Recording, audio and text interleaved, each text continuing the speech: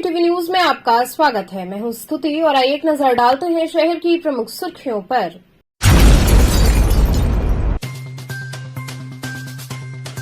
चैत्र नवरात्र की षष्ठी तिथि पर भक्तों ने मां कात्यायनी व मां ललिता गौरी के दरबार में लगाई हाजिरी।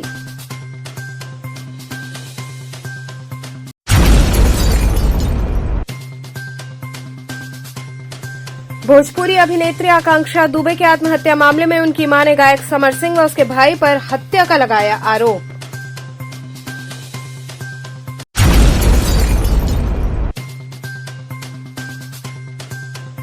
राष्ट्रीय स्वयंसेवक संघ द्वारा केशवनगर काशी दक्षिण के पथ संचलन का हुआ आयोजन।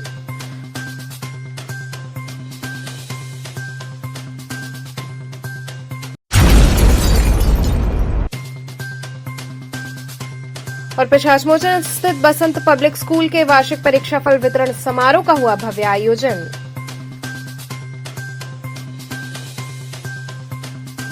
अब खबरें विस्तार से। चैत्र नवरात्र की षष्ठी तिथि पर भक्तों ने मां कात्यायनी व मां ललिता गौरी के दर्शन पूजन किए। चैत्र नवरात्र के दौरान मां के 9 रूपों की पूजा अर्चना की जाती है। चैत्र नवरात्र का छठा दिन है। इस दिन मां कात्यायनी की पूजा होती है। मां कात्यायनी का स्वरूप अत्यंत भव्य और चमकीला है। ऋषि कात्यायन की पुत्री होने के कारण इनका नाम कात्यायनी रखा गया। मां कात्यायनी की पूजा से विवाह संबंधित मामलों के लिए अचूक मानी जाती हैं। मां का स्वरूप भव्य है। मां की 4 भुजाएं हैं और मां का वाहन सिंह है। माता कात्यायनी जिससे प्रसन्न होती हैं, उनको धन, धर्म, काम और मोक्ष की प्राप्ति होती है।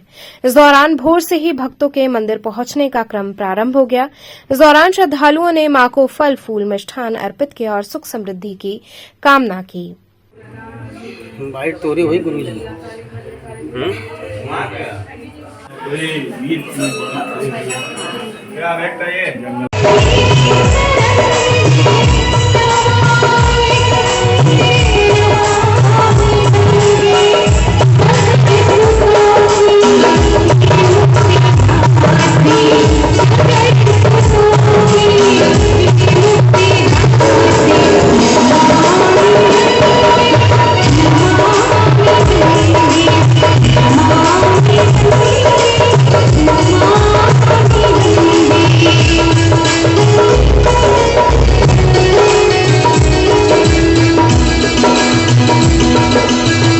किस तरह का दर्शन पूजन चल रहा है आज माँ कात्यायनी का दर्शन है। नवरात्र के महीने में जैसा कि आप सभी लोग जानते हैं कि 9 देवी होती है, लेकिन आज छठवां दिन है। माँ का विशेष दर्शन आज छठवां दिन पे इनका माता कात्यायनी का दर्शन होता है।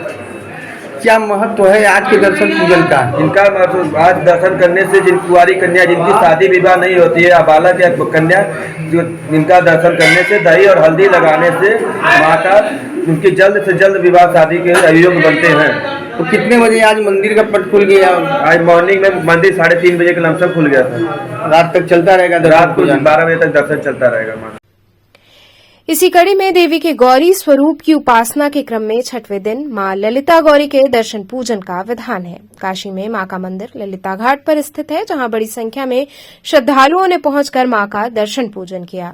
ऐसी मान्यता है कि इस अद्भुत रूप के दर्शन मात्र से मनोकामनाओं की पूर्ति होती है। ललिता गौरी ललिता तीर्थ क्षेत्र की रक्षा करती हैं, श्रद्धालुओं के विघ्न को हरती हैं। मान्यता है कि ललिता गौरी की आराधना से व्यक्ति को ललित कलाओं में विशेष उपलब्धि प्राप्त होती है।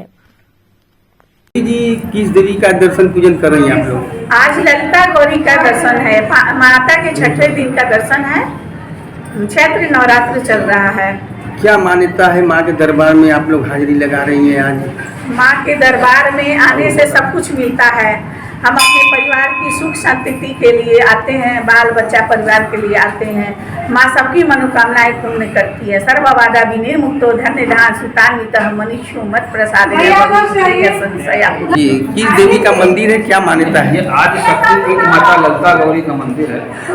सती माता जब सती हुई थी तो जब उनका विष्णु भगवान ने अपने चक्र से 52 खंड किया था, तो 52 खंड इसलिए किया कि शरीर में 52 जोड़ है, इसलिए माता का हृदय यहाँ पे हृदय सुंदर होता है, तो ललिता गौरी नाम है। यहाँ हृदय से मांगी भाई सारी मुराद पूरी होती है। हृदय से संबंधित कोई बीमारी है। कुंवारी कन्या यहाँ 41 दिन लगातार दर्शन पूजन करने से उनका विवाह होता है। भोजपुरी अभिनेत्री आकांक्षा दुबे के आत्महत्या मामले में उनकी मां ने गायक समर सिंह व उसके भाई पर हत्या का आरोप लगाया। भोजपुरी फिल्म अभिनेत्री आकांक्षा दुबे की संदिग्ध आत्महत्या के मामले में वाराणसी पहुंची उनकी मां मधु दुबे ने भोजपुरी गायक समर सिंह और उनके भाई संजय सिंह पर हत्या का आरोप लगाया है।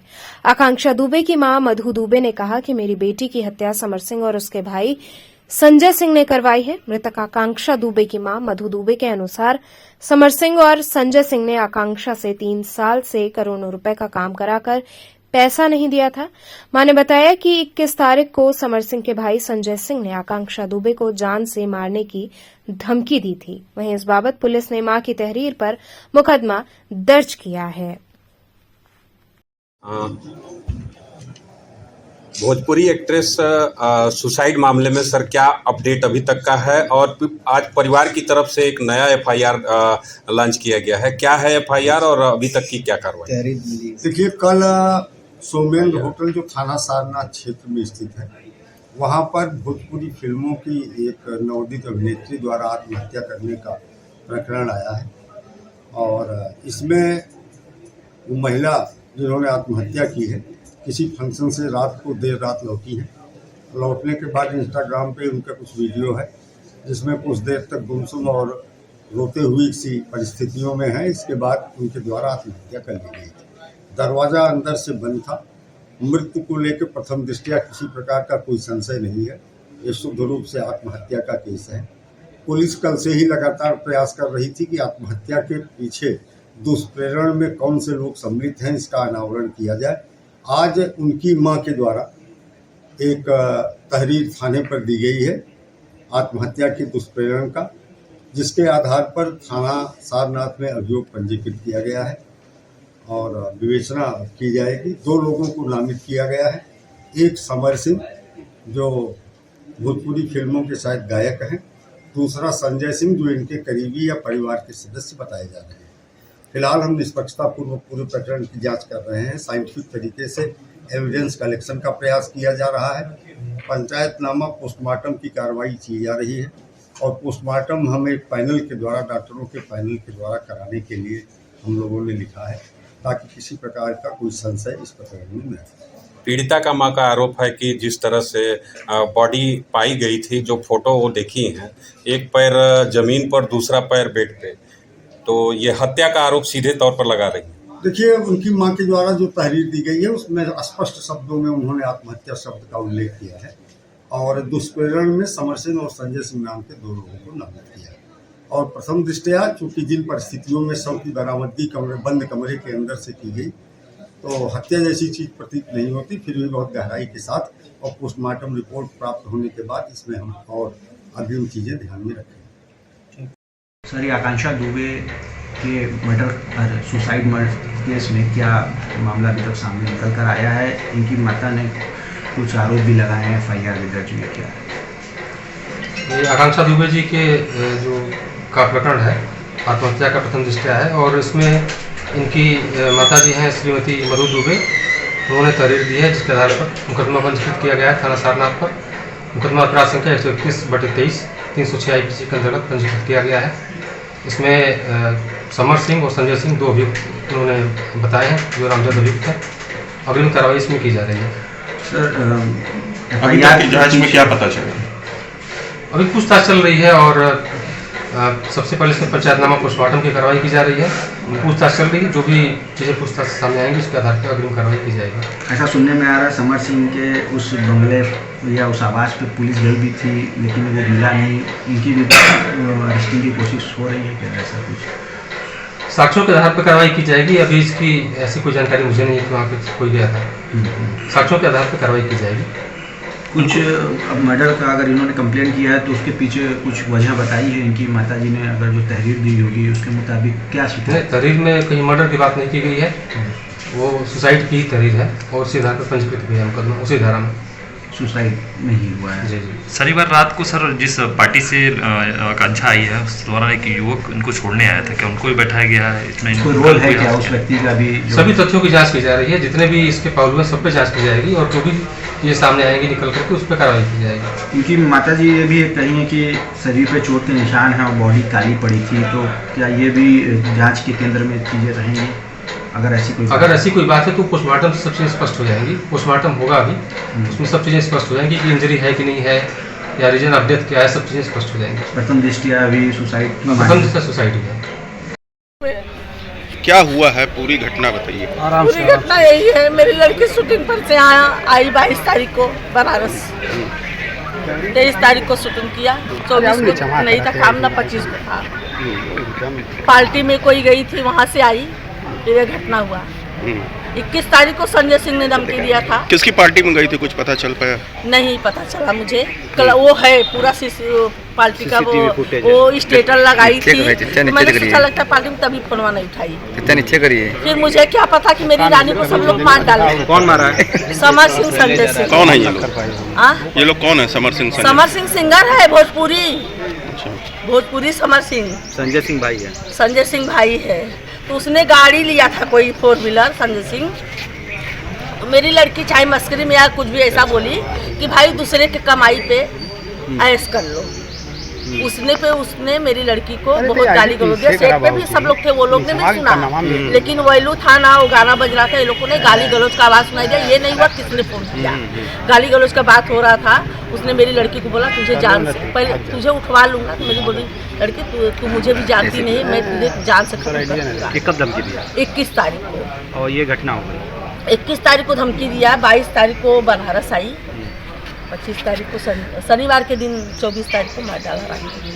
पार्टी में से कोई आता है तो एंजॉय करके आके फांसी लगा लेगा। शिकायत आपने की है थाने पे? हाँ मैंने। क्या चाहती है? मुझे इंसाफ चाहिए। मेरी लड़की अपने से सुसाइड नहीं करी। क्यों मारा क्या कारण? यही क्या कारण? पैसा बाकी था, 3 साल टॉर्चर करता था। कितना बाकी था? बहुत पैसा बाकी है। तब भी लगभग अभी 3 साल से काम कर रहे हैं उसके साथ में। कुछ तो बताया होगा आपकी लड़की ने कितना पैसा? एक एल्बम का 70,000 है। 3 साल से वो तो समर सिंह का काम कर रही है, वो तो दूसरे के साथ में काम नहीं कर रही। अभी लगभग कितना बकाया होगा? 1 रहा होगा। 2-3 करोड़ से नहीं कम है, 3-4 करोड़ से। ठीक। आपका नाम क्या? राष्ट्रीय स्वयंसेवक संघ द्वारा केशव नगर काशी दक्षिण के पथ संचलन का आयोजन किया गया। राष्ट्रीय स्वयंसेवक संघ की ओर से केशव नगर काशी दक्षिण का पथ संचलन का आयोजन सफलतापूर्वक पूर्ण हुआ। इस दौरान कार्यकर्ता, नगर कार्यकारिणी के सभी सदस्य तथा सभी शाखाओं के प्रत्येक स्वयंसेवक ने अपने अपने सामर्थ्य के हिसाब से अपना अपना सहयोग दिया। संचलन में अपने पूर्ण गणवेश में 265 स्वयंसेवक थे, जिसमें शिवधाम नगर के 10, कंदमेश्वर नगर के 16 तथा महर्षि नगर के 7 स्वयंसेवक भी सहयोगी थे। संचलन के अंतर्गत समाज में महिलाओं ने भी 8 जगहों पर पुष्प वर्षा किया, जिसमें से कंदवा क्षेत्र में मुस्लिम महिलाओं ने पुष्प वर्षा कर सामाजिक समन्वय को कृतार्थ किया। अंत में पुरुष वर्ग व महिला वर्ग सभी ने मिलकर वंदे मातरम का गायन भी किया। इस मौके पर नगर संपर्क प्रमुख जयप्रकाश, नगर संघ चालक डॉक्टर अनिल, नगर कार्यवाहक शेखर, नगर व्यवस्था प्रमुख जितेंद्र आदि लोग उपस्थित रहे।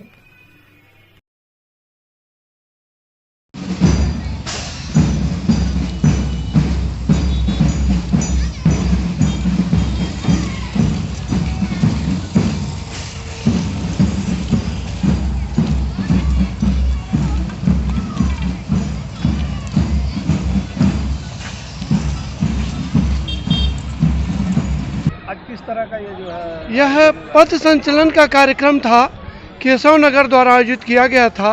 यह समाज के बीच में कार्यकर्ताओं का जो पथ संचलन है, यह सुरक्षा, संरक्षा, लोगों में राष्ट्रभक्ति को जगाने के लिए यह संघ के जो कार्यक्रम है उसमें कार्यक्रम है।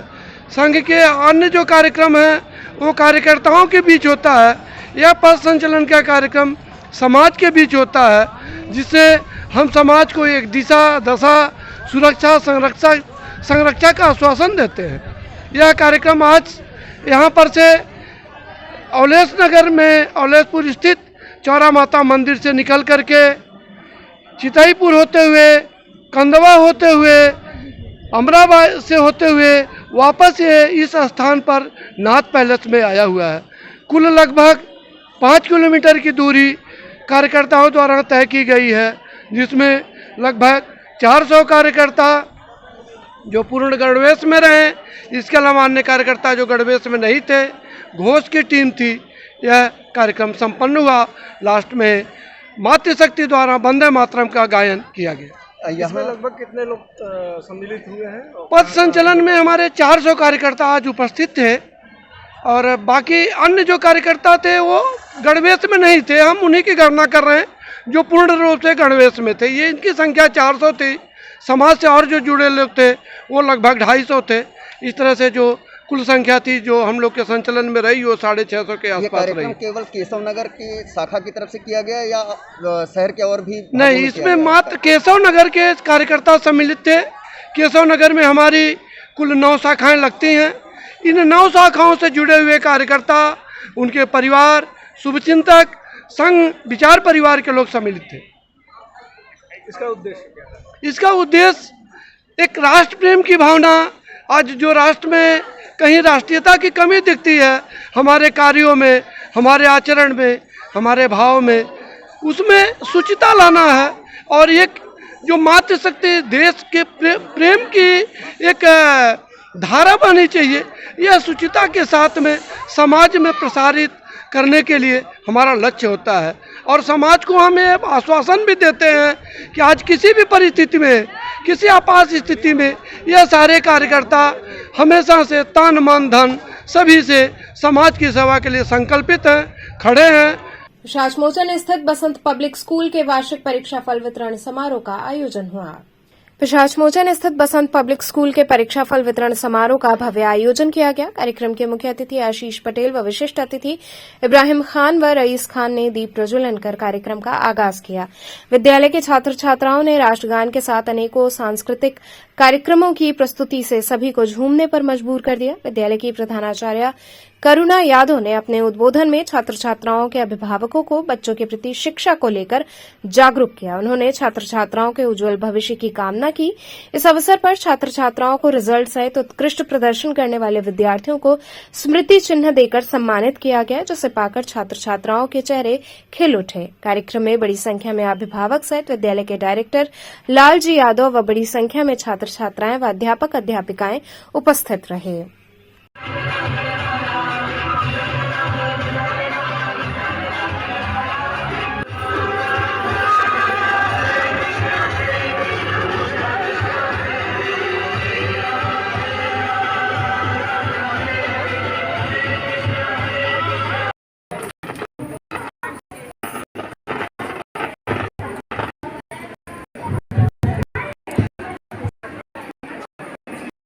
And I am proud of its strength and very heritage. I shall always try to be worthy of it. I shall give my parents peace fighting alone like my parents. Thank you.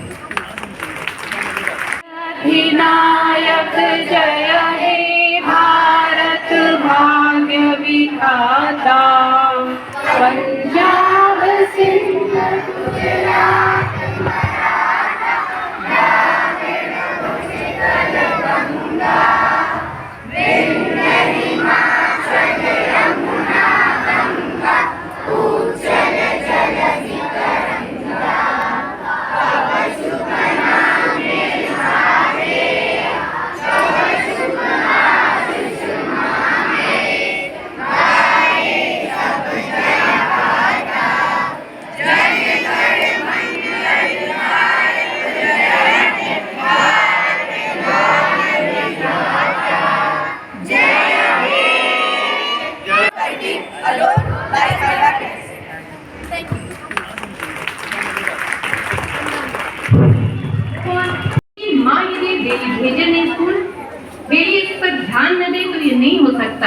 ये price बहुत easily नहीं निकलता है। Life में कोई किसी भी मंच पर हो, किसी भी स्टेज पर हो, उसके लिए वो 2 कदम चढ़ने के लिए, इस सीढ़ी के लिए मेहनत करता है। कहीं भी किसी भी पोस्ट पर हो, किसी भी पोस्ट पर हो, इस मंच पर आने के लिए थैंक यू। नर्सरी अद्वैत यादव, सात्विक गिरी, अनन्या चौरसिया, आयुष्मान कसेरा एंड बुशरा, नमीरा खान, शाह, अंजलि केसरी, दिवा Srivastava, nursery B. Now the announcements are here for nursery B students. Ali Hussain,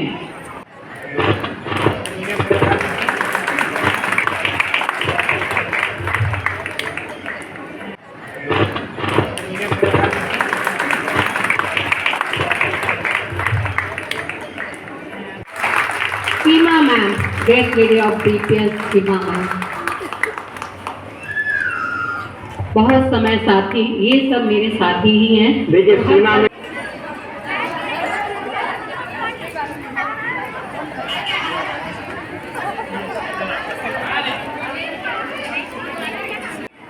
रातों में जुगनू की जगमगाहट, आसमान में तारों की झिलमिलाहट, ठंडी वादियों में हवाओं की सरसराहट, ठंडे वादियों में हवाओं की सरसराहट, बसंत ऋतु में बसंत उपवन में, बसंत ऋतु में बसंत उपवन में आपकी उपस्थिति दिल की वीणा से इस मंच से आपका अभिनंदन करती है।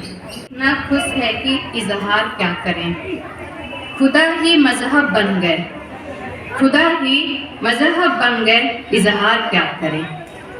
दिखने को तो दिखता है, दिखने को तो दिखता है रोज ही चांद, पर ईद के चांद की, पर ईद के चांद की बात ही क्या करें। A very pleasant good morning to all of you. I am immensely happy to welcome our chief guest, Honorable Sri V.C. Patel ji, BDDS Social Worker Lucknow. भाई Rais Khan ji, social worker, brother Ibrahim Khan ji, social worker, chairman of the annual result ceremony function mister Lalji Yadav ji, esteemed teachers, non-teaching staff, my dear parents and my lovely kids, who very kindly accepted our invitation to bless and encourage the students as chief guest. The annual prize distribution day is not just a day to reward our students, but this day is especially organized to mark our students. Believe that their efforts don't go unrecognized and that they are an asset of this school and this country.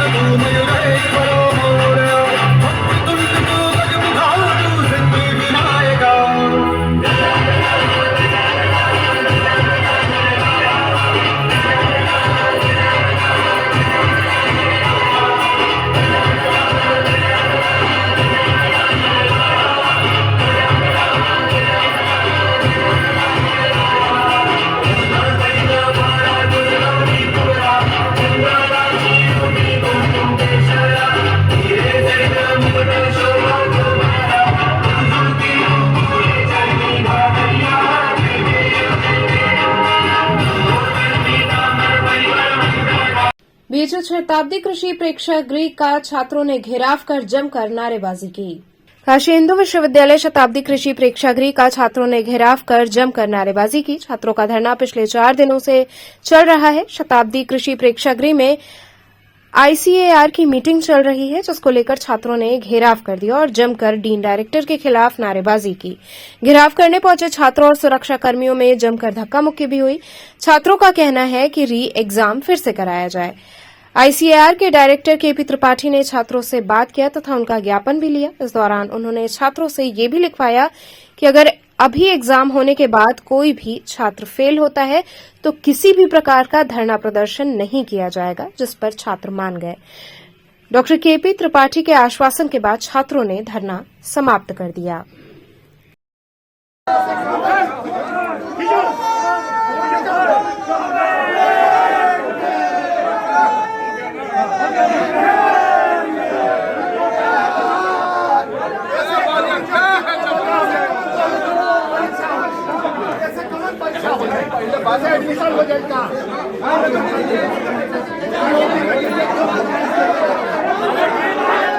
किस तरह से विरोध प्रदर्शन आपके द्वारा किया? ये विरोध प्रदर्शन पिछले 4 दिनों से चल रहा है। आज इसका चौथा दिन था और आज ICAR की टीम आई हुई थी।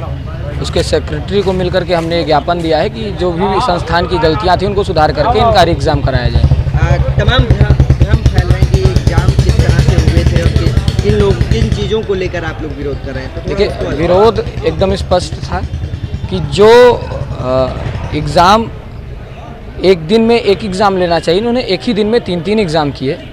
और रिपीट एग्ज़ाम का मतलब होता है कि उसमें थोड़ी सी टाइम वैल्यू मिलनी चाहिए, टाइम मिलना चाहिए कि ताकि बच्चे पढ़ सकें। जिस विषय को लेकर के बच्चे अनुत्तीर्ण हुए हैं कम से कम उस विषय की तैयारी कर सकें, लेकिन इन्होंने वो तैयारी का समय नहीं दिया। 7 दिन में इन्होंने रिपीट एग्ज़ाम कराए। दूसरी चीज़ ये है कि जो प्रैक्टिकल कराना था इनको शाम को, उसमें इन्होंने वाइवा अटेम्प्ट किया है और वाइवा भी वो 1-2 क्वेश्चंस पूछ के किसी से 1 किसी से 2 और उसको 30 नंबर का वाइवा इन्होंने अटेम्प्ट किया। ये पूरी तरीके से ही गलत है। तो अभी आगे की क्या रणनीति? आगे हमने सेक्रेटरी से मुलाकात की है, ICAR के सेक्रेटरी से। उन्होंने हमें आश्वासन दिया है कि आप हमको लिख कर दीजिए कि आगे से कोई ऐसी, विश्वविद्यालय से हम बात करेंगे, संस्थान से भी बात करेंगे ताकि उनकी गलतियों को सुधारा जा सके और विद्यार्थियों के साथ हित किया जाएगा। क्या धरना समाप्त होने जा रहा है? जी, उनके हिसाब से अभी उन्होंने कहा है कि आप हमको लेटर लिख कर दीजिए। हमारी मांग यही थी कि हमको एक आश्वासन चाहिए था, एक लिखित आश्वासन, मौखिक आश्वासन। हमने डायरेक्टर साहब को भी यही कहा था कि आप कम से कम बात करिए। और अभी हमको ये पूरी तरीके से आश्वासन मिला है कि विद्यार्थियों का रिपीट एग्जाम कराया जाएगा और आगे से कोई ऐसी गलती संस्थान के द्वारा नहीं की जाएगी। तो धरना समाप्त। धर्मसंघ शिक्षा मंडल में राष्ट्रीय ब्राह्मण महासम्मेलन का आयोजन किया गया। 7वें राष्ट्रीय ब्राह्मण महासम्मेलन का श्री धर्मसंघ शिक्षा मंडल सभागार में आयोजन हुआ। समारोह में देश के कोने कोने से ब्राह्मण विद्वानों को आमंत्रित किया गया। दीप प्रज्वलन के पश्चात अतिथि पंडित जगजीतन पांडे महाराज, मुख्य अतिथि डॉक्टर पंडित लक्ष्मीकांत वाजपेयी, पंडित कमलाकांत उपाध्याय, अति विशिष्ट अतिथि विधायक डॉक्टर नीलकंठ तिवारी, राज्य मंत्री डॉक्टर दयाशंकर मिश्रा आदि लोगों को मंचासीन किया गया। इसके पश्चात वैदिक मंगलाचरण डॉक्टर प्रीति विमर्शिनी प्राचार्य पाणिनि कन्या महाविद्यालय के निर्देशन में प्रस्तुत किया गया। इस अवसर पर कई कार्यक्रम आयोजित हुए। केंद्रीय ब्राह्मण महासभा के तत्वाधान में 7वां ब्राह्मण महाधिवेशन श्री धर्म संघ शिक्षा मंडल सभागार दुर्गा कुंड वाराणसी पर 26 एवं 27 मार्च 2023 को सुबह 9 बजे से प्रारंभ होकर सायं 5 बजे तक चल रहा है। हमारे इस कार्यक्रम में देश के कोने कोने से सभी प्रांतों से विद्वज्जन आए हुए हैं और सबको रहने खाने पीने की व्यवस्था मैंने किया है।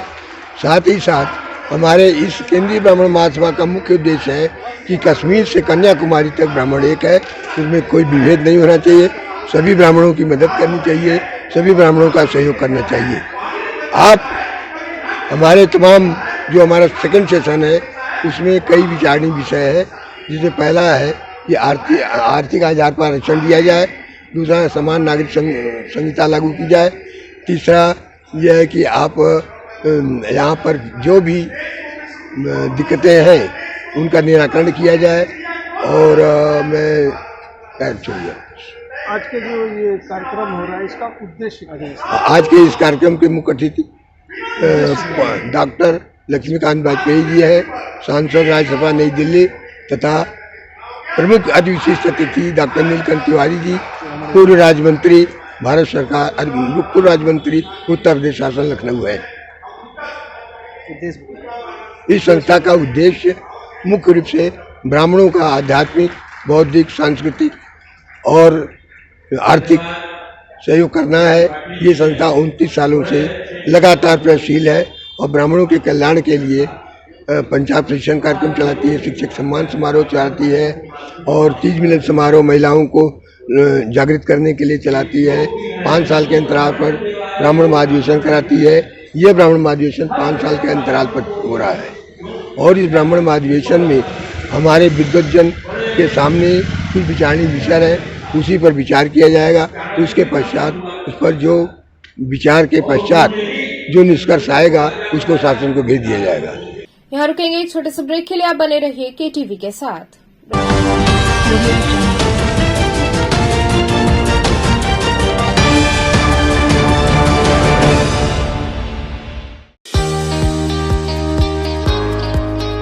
काशी का पहला super speciality corporate hospital.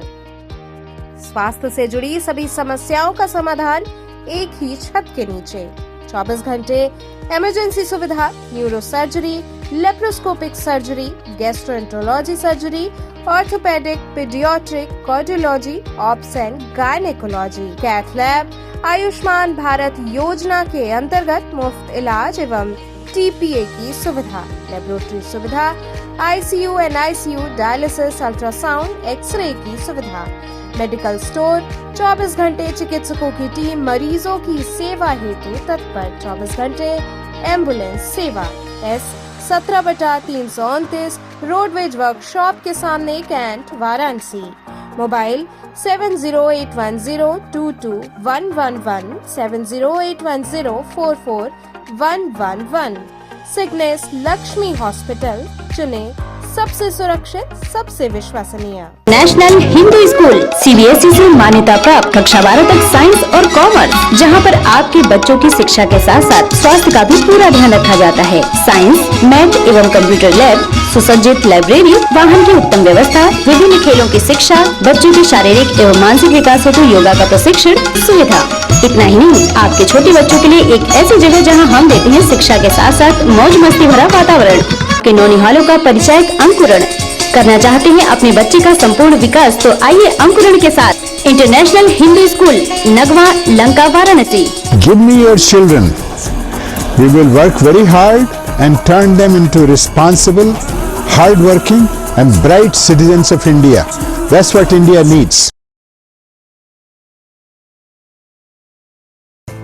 Arya Mahila Nagarmal Murarka Model School, affiliated to CBSE New Delhi, with science, commerce and arts streams. Admission open from playgroup to class 11th. Most advanced physics lab, chemistry lab and biology lab, state-of-the-art computer lab, smart classes, music classes, art and crafts, experienced and dedicated faculty members, well-stocked library, indoor and outdoor games, regular cultural activities, safe transportation. Join us now and be a part of winning experience. Arya Mahila Nagarmal Murarka Model School, Chetganj, Varanasi. Swami Harsivanand public school छात्र छात्राओं हेतु वातानुकूलित छात्रावास की सुविधा, हर युक्त खेल का मैदान, इंडोर गेम, आउटडोर गेम की सुविधा, जिम, योगा, ध्यान की विशेष कक्षा, NCC ABC सर्टिफिकेट तथा करियर काउंसलिंग की सुविधा, विज्ञान, कला तथा कॉमर्स के साथ वैकल्पिक विषयों की एक लंबी श्रृंखला, कम फीस में उत्कृष्टतम अध्ययन की व्यवस्था, शहर के सभी क्षेत्रों में बस की सुविधा, विज्ञान, कंप्यूटर तथा सभी आधुनिकतम प्रयोगशाला उपलब्ध, audio video classes. Swami Harsivanand public school and hostel, शिक्षण समूह, शाखाएं Garhwa Ghat, Ramna, Varanasi. Phone number 9554995413, Jagatganj, Varanasi. Phone number 7408457111, Vanpurwa, Ramna, Varanasi. Phone number 9554955412, railway station road, Churk, Sonbhadra. Phone number 7081109710, Marsada, Ghorawal, Sonbhadra. Phone number 955496319495 एवं स्वामी हरसिवानंद महाविद्यालय, चुर्क, सोनभद्र। Phone number 7081109711। बाल विद्यालय माध्यमिक school, LKG to senior secondary 10+2, affiliated to CBSE New Delhi, situated on the bank of Holy River Ganga, state-of-the-art computer lab, smart classes for better understanding, physics practical lab, modern chemistry lab, special classes for music, playway method for fast learning, big playground, for sports like basketball, etc. Permanent big stage for cultural activities. Better learning from experienced and trained teachers. Safe and be sure transport facility. So join us today. Bal Vidyalay Madhyamik School Campus, Prahlad Ghat and Padao, Dumri, Varanasi. Mobile 800-918-1549 and 9451938476 and 800-9181-568. खबरों से जुड़े रहने के लिए हमारे channel KTV Varanasi को subscribe करें और लेटेस्ट अपडेट्स के लिए बेल आइकन को प्रेस करें।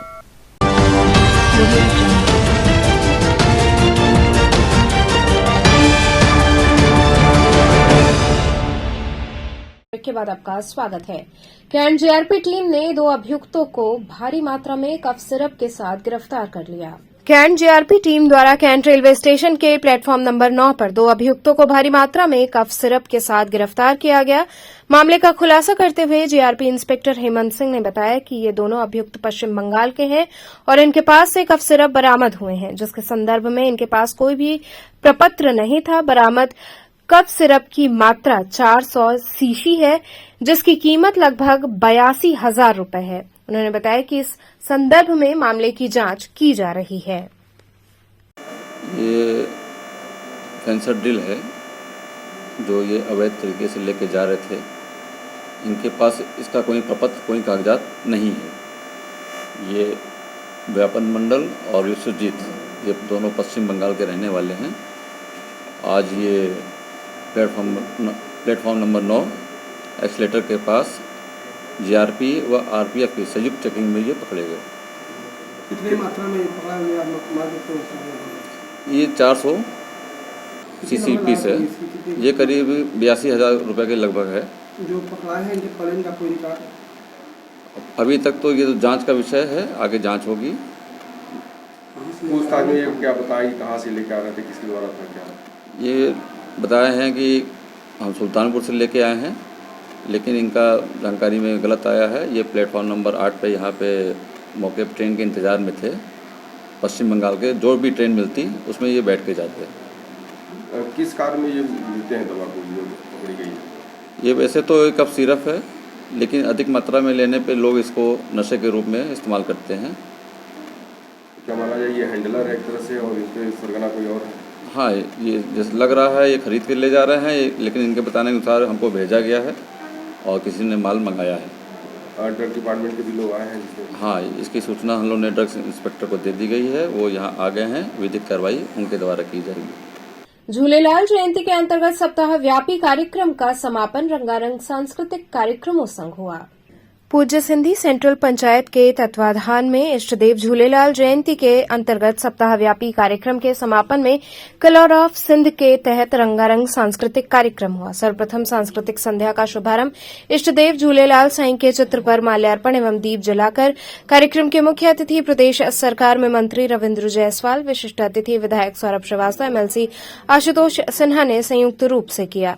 इस अवसर पर आए हुए अतिथियों का स्वागत पूज्य सिंधी सेंट्रल पंचायत अध्यक्ष ओपी बदलानी ने किया तथा मेला कमेटी के चेयरमैन सुरेंद्र लालवानी को चेयरमैन श्रीचंद पंजवानी, गोविंद किशनानी ने अतिथियों को स्मृति चिन्ह भेंट कर स्वागत किया। इस अवसर पर सिंधी समाज के पंचायतों व संस्थानों द्वारा 15 सांस्कृतिक कार्यक्रम की प्रस्तुति की गई, जिसमें सिंधी गीतों के अलावा देशभक्ति व नवरात्रि पर देवी गीतों पर भी समाज की महिलाओं एवं बच्चों ने रंगारंग प्रस्तुति दी। मुख्य आकर्षक शहीद हेमू कलानी के जन्म शताब्दी वर्ष पर समाज के बच्चों द्वारा नृत्य नाटिका की प्रस्तुति रही। कार्यक्रम में कमलेश, दीपक वासवानी, सोनू अंजवानी, अजय रुपेजा, सुमित धमेजा इत्यादि लोग उपस्थित रहे।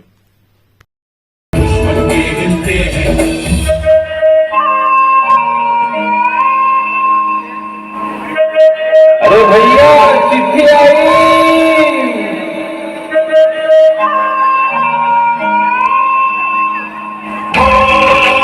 तैयारी कर रहा हूं। नाम बता, वो कौन थे जो भागे? फांसी पर चढ़ जाऊंगा पर नाम नहीं बताऊंगा। गद्दार बगावत करता है। गद्दार मैं नहीं, गद्दार तो तू है। तुमने खुद को इन अंग्रेजों के हवाले बेच दिया है। आज भारत माता को हमारी जरूरत है। जागो मेरे दोस्त, जागो। कब तक इन अंग्रेजों के तलवे चाटते रहोगे? हम हिंदुस्तानी लोग ब्रिटिश हुकूमत के खिलाफ साजिश रचता चले हम फिदा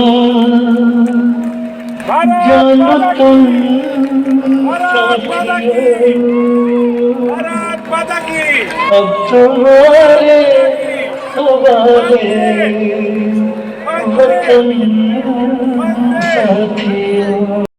क्या है आज किस तरह का ये है कार्यक्रम? आज हमारा ये सिंधी महोत्सव, सिंधी मेला का आयोजन है। ये हमारे आशीर्वाद राशि झूलेलाल जयंती के उपलक्ष्य मनाया जाता है। जो सप्ताहव्यापी कार्यक्रम चलता है, जो 19 मार्च से शुरू हुआ मेडिकल कैंप और बाल मेला से, उसी में आज हमारा ये समापन समारोह होता है, जिसको हम सिंधी महोत्सव और मेला के रूप में मनाते हैं। इसमें देश की संस्कृति, समाज की कुरीतियाँ, उस पर हमारे प्रोग्राम होते हैं जो कि विभिन्न वार्ड पंचायतों द्वारा किए जाते हैं। उनका यहाँ आयोजन किया जाता है और आज के दिन जो भी हमारा भंडारा या भोजन चलता है, उसमें भी हमारे पूरे पारंपरिक सिंधी व्यंजन रहते हैं। इसीलिए हम इसको सिंधी मेला का नाम देते हैं। भोजन की क्या संदेश देते हैं आज इस कार्यक्रम के माध्यम से? इस कार्यक्रम से हमारी समाज की एकजुटता हो, देश में भाईचारा बना रहे, खुशहाली बनी रहे, हमारे इष्ट साईं झूलेलाल की कृपा सब पर बरसती रहे, यही हम सबों की आकांक्षा रहती है। यही संदेश है। सिंधी क्या कहना चाहेंगे आज इस सिंधी महोत्सव का आयोजन हो रहा है? पूरे काशी के सिंधी समाज के लोग के अनुसार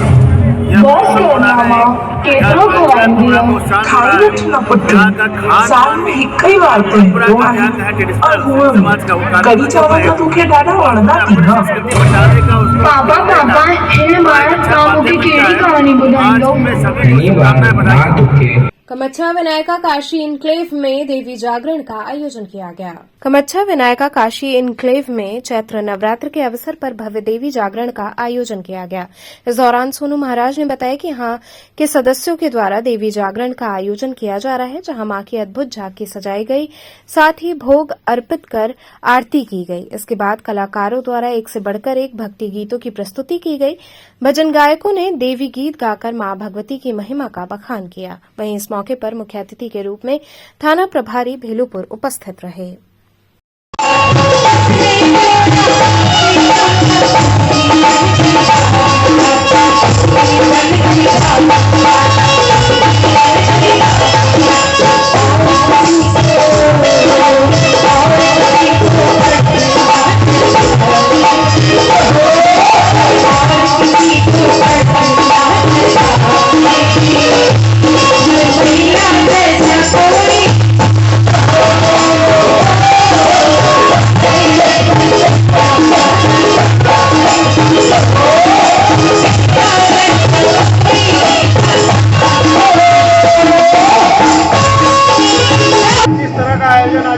आज काशी इंक्लेव में इस सोसाइटी में और बहुत लोगों का मानना था कि हर तरफ जागरण होता है, सारी चीज़ें होते हैं, माता का जगराता होता है काशी इंक्लेव में।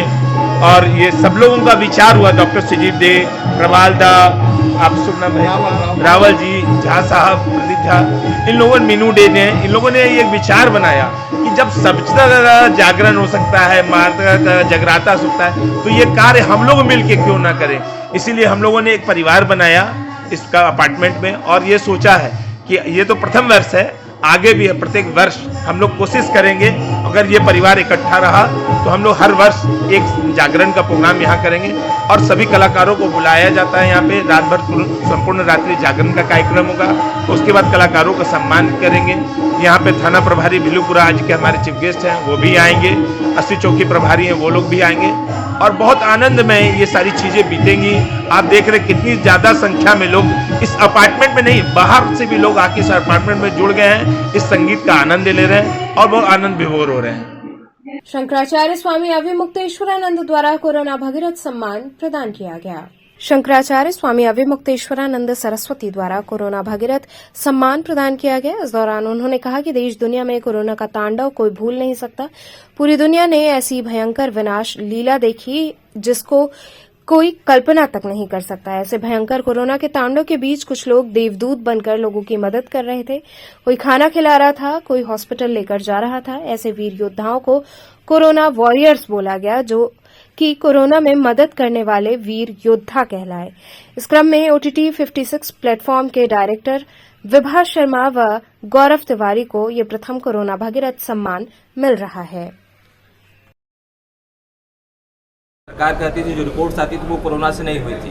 बहुत सारे लोगों की मौत कोरोना से हुई थी, लेकिन उनको सरकारी आंकड़े में नहीं दिखाया गया। तो इसका डेटा कैसे कलेक्शन होगा? देखिए, हम लोग क्या कर रहे हैं उसको समझिए। हम लोग ये कर रहे हैं कि कोरोना काल में जिनकी मृत्यु हुई और संस्कार ठीक से नहीं हो पाया, तो कोरोना काल से कोरोना का मतलब है, कोरोना रोग से कोरोना का मतलब नहीं है। तो कोरोना काल में जिनकी मृत्यु हो गई और संस्कार, क्योंकि माहौल ऐसा था, नहीं हो पाया, तो उनकी सदगति के लिए यह कार्यक्रम किया जाएगा। इसलिए महाराज जी, सनातन धर्म में एक बार फिर जो बाबा हैं उन सवाल उठ रहे हैं, बहुत से लोग उनसे परेशान हो रहे हैं, तो इसमें क्या कोई पीठ से भाई बाबा ये भी तो हैं जो कोरोना में चले गए लोगों के संस्कार के बारे में सोच रहे हैं, उनकी सदगति के बारे में सोच रहे हैं। ये भी तो बाबा ही हैं। तो बाबा तो सभी हैं। जिन बाबा की चर्चा करो जो ऐसे कार्य कर रहे हैं, तो लाख रुपए फीस भी ले रहे हैं। लिया जाएगा। हाँ जी, यूपी में जो विद्यमान बाबा जी है, बाबा योगी आदित्यनाथ, उनसे भी सहयोग लिया जाएगा इस कार्य में। देखिए, बिल्कुल हम तो सबसे सहयोग लेंगे, सबके दरवाजे पे जाएंगे और सबको कहेंगे कि कम से कम इस मामले में हम लोग एक होकर के खड़े हो जाएं, ताकि जो चले गए वो तो चले गए हैं, उनकी सदगति तो बताई गतिविधि के अनुसार होगी, लेकिन जो बचे हैं उनको लगे कि पूरा विश्व हमारे साथ खड़ा हुआ। हमारा एक विश्व का पहला सनातनी OTT प्लेटफॉर्म है, OTT 56। ये OTT 56 प्लेटफॉर्म है, सनातनी विश्व का पहला है, तो ये क्या कार्य करेगा? देखिए, एक सबसे बड़ी विडम्बना ये है कि मनोरंजन अभी शॉर्ट हो गया है, वो मोबाइल में कन्वर्ट हो गया है। ऐप के थ्रू लोग आजकल मनोरंजन को देखते हैं और OTT उसका सबसे बड़ा माध्यम है। और विडम्बना ये है कि OTT पर अभी रेगुलेटरी नहीं है, तो वहाँ पर अश्लीलता और सनातन धर्म को नीचे दिखाना, जैसे बॉबी देओल की वेब सीरीज आई थी आश्रम, ऐसे कई प्रोग्राम उसमें आते हैं। तो हमें ऐसा लगा कि उसका उत्तर देने के लिए कोई तो एक जगह चाहिए, कोई तो एक मंच चाहिए। तो ये OTT 56 सनातनियों का पहला OTT चैनल है और इस पर सनातन धर्म से रिलेटेड प्रोग्राम दिखाए जाएंगे, ऐसा OTT 56 है। ये चैनल कोई भी डाउनलोड कर सकता है, किसी को देख सकता है, इसका कोई शुल्क लिया जाएगा?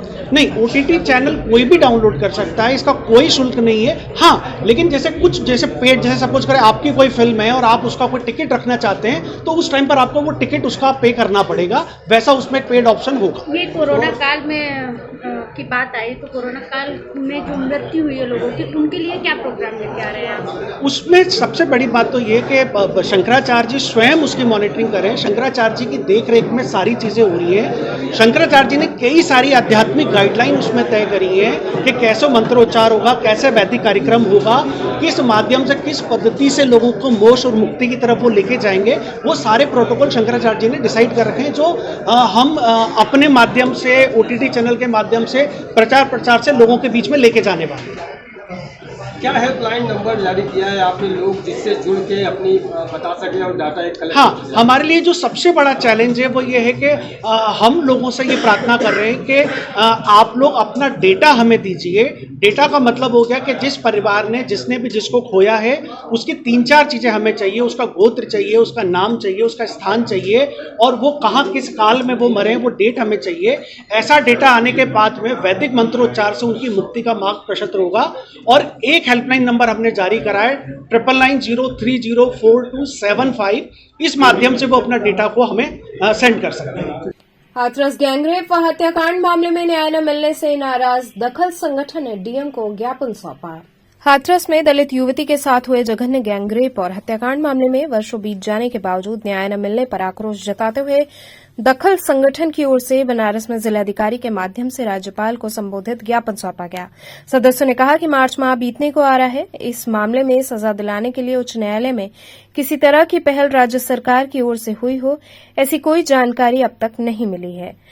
डॉ इंदु पांडे ने कहा कि 2 मार्च को SC/ST कोर्ट ने फैसला सुनाया है। कोर्ट ने अपने फैसले में लवकुश, रामू और रवि नाम के आरोपियों को बरी कर दिया है। कोर्ट ने एक आरोपी संदीप को दोषी करार दिया है। कोर्ट ने उसे 304 और SC/ST एक्ट में दोषी पाया है। संगठन से नीति ने कहा कि हाथरस का पीड़ित परिवार कह रहा है कि उन्हें न्याय नहीं मिला। हमारा समाज महिला सशक्तिकरण की खोखली बातें करेगा, लेकिन लैंगिक भेदभाव, यौन उत्पीड़न की घटनाओं पर चुप्पी साधे रहता है। इस दौरान जागृति राही, काजल, डॉ प्रियंका, नीति, शालिनी आदि मौजूद रहे। ये आज आप लोग यहाँ पर क्यों इकट्ठा हुए हैं? हम लोग पिछले 5 मार्च को अंबेडकर भवन पे अंबेडकर पार्क में ज्ञापन देने के लिए आए थे और एक थोड़ी देर का धरना भी किए थे। 2.5 घंटे इंतजार किए हम लोग कि कोई ज्ञापन लेने आएगा, बट उस दिन कोई ज्ञापन लेने नहीं आया। तो वो ज्ञापन हम लोग देने आए हैं और ये ज्ञापन हाथरस वाले घटना पे है कि आरोपी को 3 साल बाद छोड़ दिया गया, ये बता के कि वो आरोपी नहीं है, और जो मर्डर किया था उसको बता दिया गया कि गैर इरादतन मर्डर है। तो इस तरीके की लापरवाही और न्यायालय को इस तरीके से छोड़ना किसी को भी आरोपी को, तो मतलब कि ये बताना कि पूरा आरोप जो लगा था या पूरी घटना थी वही झूठी थी। सब लोग सोशल मीडिया के थ्रू देखा था कि किस तरीके से उस लड़की के साथ बलात्कार हुआ, उसको मारा गया। फिर पुलिस प्रशासन उसको रातों रात आग लगा दी उसके परिवार को बिना दिए उसके चिता में। तो वही हम लोग विरोध कर रहे हैं और एक तरीके से आवाज़ बुलंद कर रहे हैं कि ये न्याय मिलना चाहिए। ऐसे हर बार बलात्कारियों को छोड़ दिया जाता है। जैसे बिल्किस बानो वाले में भी ऐसे हुआ था कि अचानक से 14 साल बाद ये कह दिया जा रहा है, 12 साल बाद ये कह दिया जा रहा है कि आरोपी नहीं है, माल्य से सम्मानित किया जा रहा है। इस तरीके का न्याय उचित नहीं है, खासतौर से महिला आबादी के लिए। तो आज आप लोग यहाँ पर ज्ञापन देने के लिए आए हैं? हाँ, हम लोग ज्ञापन देने आए हैं राज्यपाल को कि वो इस पे अपनी तरफ से कुछ तो न्याय दिलाने का कार्य करेंगे। और आगे आप लोग की रणनीति क्या होगी? आगे हम लोग ये ज्ञापन देंगे, उसके बाद इस पे हम लोग एक बार और पूछताछ करने आएंगे कि क्या हुआ, या मीडिया के थ्रू पता ही चल जाएगा कि कुछ हो रहा है या नहीं हो रहा है। फिर हम लोग वापस फिर एक बार विरोध प्रदर्शन करने आएंगे। जब तक न्याय नहीं मिलेगा हम लोग लगातार इस पे फॉलोअप करते रहेंगे। तो चलते चलते पुनः एक नजर डालते हैं शहर की प्रमुख सुर्खियों पर।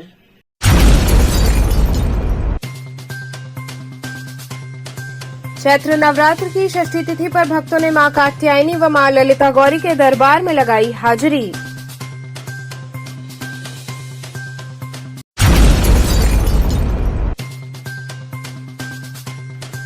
भोजपुरी अभिनेत्री आकांक्षा दुबे के आत्महत्या मामले में उनकी मां ने गायक समर सिंह और उसके भाई पर हत्या का लगाया आरोप।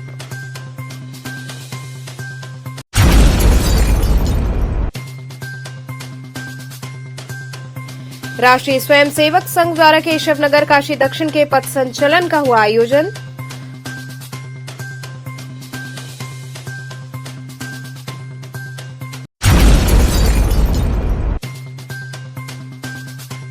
और पिशाचमोचन स्थित बसंत पब्लिक स्कूल के वार्षिक परीक्षा फल वितरण समारोह का हुआ भव्य आयोजन।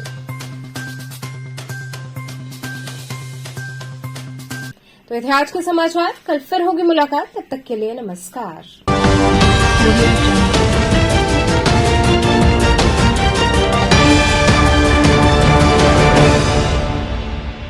खबरों से जुड़े रहने के लिए हमारे चैनल KTV वाराणसी को सब्सक्राइब करें और लेटेस्ट अपडेट्स के लिए बेल आइकन को प्रेस करें।